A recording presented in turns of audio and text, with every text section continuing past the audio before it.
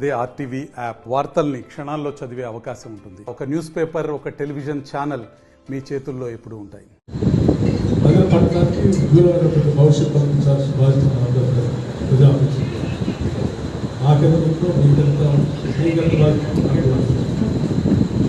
బాధ్యత. బాధ్యతలో భాగంగా మనం ముందుకు పోతా ఉంటే ఎవరైనా అశ్రద్ధగా ఉంది, వారి బాధ్యతలు నిర్వర్తించడానికి సిద్ధంగా లేకపోతే అటువంటి వాళ్ళని ఏమాత్రం ఉపేక్షించకుండా వదిలించుకోవడానికి కూడా వాళ్ళు సిద్ధంగా ధనపర భేదం లేకుండా అందరూ కూడా దీనికోసం పనిచేస్తారు.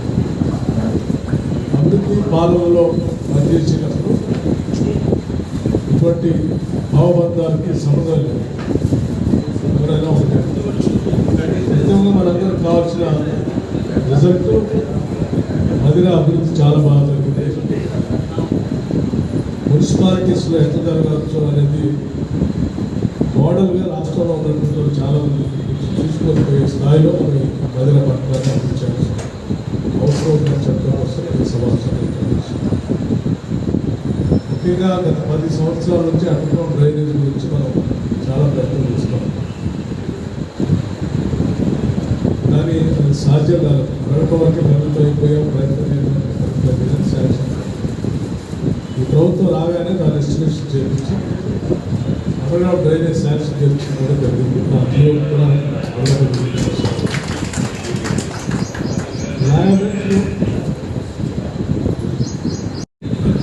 శాంక్షన్ 128 కోట్లతో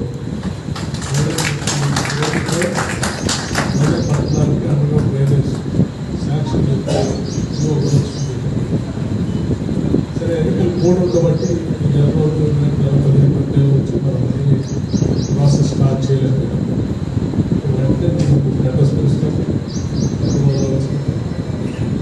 దీంతో పాటు రైల్వేస్తో పాటు మిగతా ఇంటర్నల్ రోడ్స్ కానీ లేకపోతే బ్యూటిఫికేషన్ గురించి కానీ ఇతర ఎడ్యుకేషన్ సంబంధించిన అభివృద్ధి కార్యక్రమాలు, వైద్య సదుపాయాల ప్రోత్సహించాలి, శానిటేషన్ సంబంధించిన కార్యక్రమాలు, డ్రింకింగ్ వాటర్ సంబంధించి, కరెంటు సంబంధించిన అంశాలు ఎటువంటి ఇబ్బంది లేకుండా ప్రజల పట్టణంలో ఉంటే అన్ని సౌకర్యాలు మాకు దొరుకుతాయనేటువంటి ఆలోచన పెట్టుకోవాలి. అలాగే జవాబుదారీతనంగా ఉండేట్టుగా ఈ ప్రభుత్వం పాల్గొంటుంది. చాలా ట్రాన్స్పరెంట్గా ప్రతి పైసా ప్రజల అవసరాల కోసం ఖర్చుకునేట్టుగా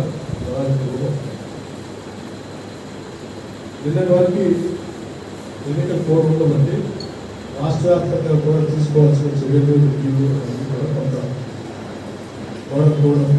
ఆగిపోయింది. ఈ రోజు నుంచి రాష్ట్ర వ్యాప్తంగా ఇదే పరిస్థితి. అన్ని చోట్ల కూడా అన్ని శాఖలు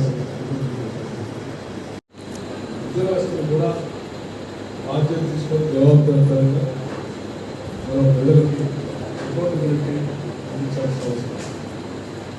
ఈ అకౌంటబిలిటీ అనేది చాలా తీవ్రంగా ఈ ప్రభుత్వం ఎవరు నిర్లక్ష్యం చేసినా కానీ ఎప్పటికప్పుడు జిల్లాల వారిగా సమాచారం తెప్పించేటువంటి వ్యవస్థలు కూడా మేము ఏర్పాటు చేస్తున్నాం.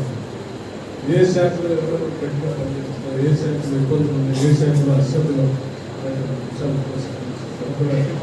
సమాచారాన్ని ప్రతి నెలా తెప్పించడానికి యూజ్ చేసుకుంటున్నాం.